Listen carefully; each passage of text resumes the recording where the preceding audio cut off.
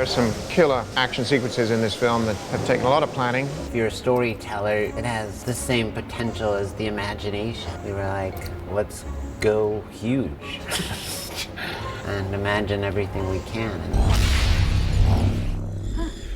Are those flying boots? They use the force of gravity, redirecting it into differential equation slopes that you can surf. Yeah, I heard gravity and surf.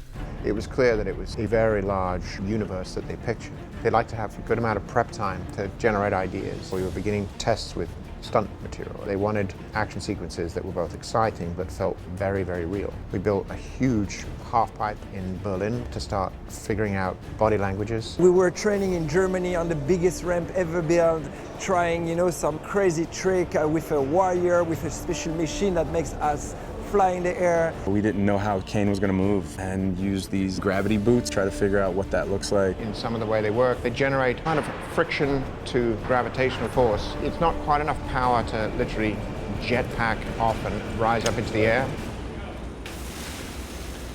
They're not flying boots, they redirect the force of gravity, so what does that mean? One of the reasons for building a skate ramp was that you generate real momentum and physicality, that it's not just somebody hanging on a rig. They really move and have to move themselves. You just try something, they set up a shot that they like, and then you're like, okay, you see what you can do.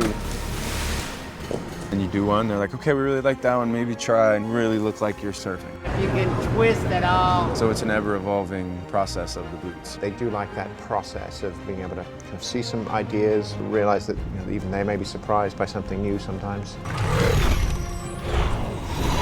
Development, conceptual design stuff was very transformative in some ways for them because we did a lot of location work. We were trying to find something that felt different. Where am I? You're still in Chicago. It was super exciting to really shoot for real and significantly in Chicago, a city that's extremely beautiful. The architecture is extremely important to Chicago. It has a number of great angles. Everywhere you look can really be great backdrops for whatever you want, whether it's dialogue or action. All chases are usually super high sun, daylight sun, or nighttime because you need all of that time because the chase has so many pieces and so many parts. We hit upon this look that looks like you've treated it, and yet it's actually real. It's the color temperatures mixing. Because the sun has a clear, low angle into the city, there's this moment where the light ends up glowing. We shot a lot of time lapse to look at what the city was like in different lights. We took John Toll up to the top of Willis Tower, only about 5 minutes before the sun breaks. We watched it and it was like glorious and beautiful. And he's like, yeah, wow, looks great, amazing. What do you want to shoot here? Like establishing shot of a kiss scene? And we said, we want to shoot the chase. Hold tight! The Shadow Chase, to me, it was a very exciting combination of real photography in terms of plates, real stunts.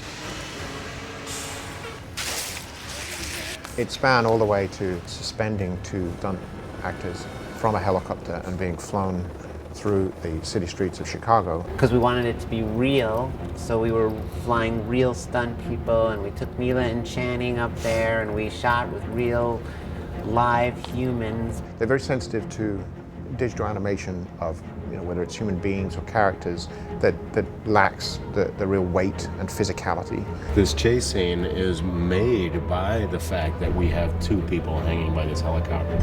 You can feel the weight and the way their bodies react and break apart and catch, and then little bits of detail where their boot flies in a certain direction. You look down, you're like 40 feet above ground, or like in the middle of Chicago on a crane, underneath the L train, like swooping by, and you're hanging like backwards, upside down. It's the real life actors doing it. It's not some CG pixels doing things. It's me and Mila getting thrown around and ripped back and jumping off stuff, or a stuntman.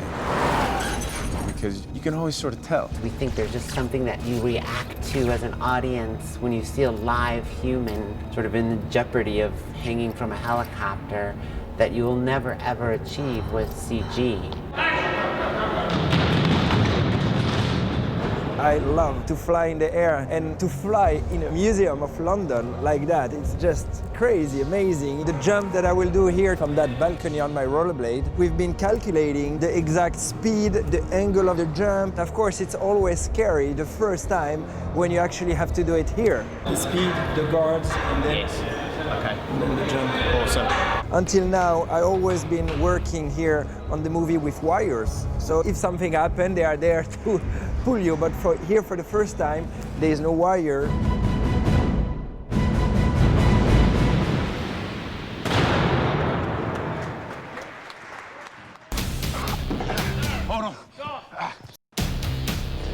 Much as they wanted to shoot the stunts for real, it had to be kind of broken out into components. And we achieved a lot of those on a green screen stage back in London. Yeah, that's cool. Try to hold it for the spin. Yeah, like 67% of the fall. I don't know if you're ever ready to be hanging on a wire 35 feet for, 16 hours a day. Go! I got very lucky. A lot of our riggers are from Oz, so I've worked with half of our rigging crew. We built numerous rigs that involved treadmills that were pitched at different angles and placed separate to each other so that the stunt could be on skates and literally skate and then leap from one surface to another. They're like, do you skateboard? Do you rollerblade? And I'm like, no, not really. And 2, and 3, and 4. I've had a crash course in rollerblading because I like to do all the wire work stuff because that was fun. But the skating stuff was just really coming slow. And then for whatever reason, it was one day, I just didn't take the skates off for an entire day. And then I did that almost every day, that if I wasn't at the wires, I just put on the skates and just lived in them. It's that butterflies and Tootsie Roll. Working on stunts and stuff on the film and seeing him up on these extraordinary wires with rollerblades on, with these sort of treadmills suspended in the air. I mean, the guy learning to rollerblade like he's something out of Starlight Express. I mean, I've never seen anything like it in my life. Next thing I knew, I was suspended about 30 meters in the air, doing somersaults through the air on a wire in a grav trough. And I just remember being up there, suspended, going, sorry, Andy, Lana, what exactly is a grav trough? What should I be? How should I be sort of floating, moving? Which I thought was quite a bold idea, but the second that someone's swinging you at sort of 50 miles an hour through the air, I mean, the idea of controlling any movement is completely out of the question. There were 2 little baby steps in there. Can you just do 1 step, plant, and then spring? We involved trampolines, we involved wire rigs and pulls. All sorts of things that we could come up with were pretty much unique per shot or per setup. I had to think a lot to try to advise them how we could build some ramp, improve the cable, and the crew that here are just the best in the world. Me and the stunt guys over on C Stage, we called C Block, and we were just grinding away, trying to come up with new stuff. We followed the previs that they gave us, and then we've elaborated on that. He's coming at you like this, like this, like this, and it looks like he kind of starts leaning forward, and he kicks. And that's what sort of brings him around. And we have to try to do that physically. And that was 7 months of that. And we all left literal blood and sweat over on that stage. It was hard. We just keep filming things and hoping that it works out. We did some stuff on this film that I don't know how we even did it by the end of the day. Like, some of it was completely rehearsed and like tried to do it, and then other things we were just shooting from our head, almost couldn't replicate it once we did it once. You sure you don't need another version, or maybe a triple Lindy off of there? Something like that?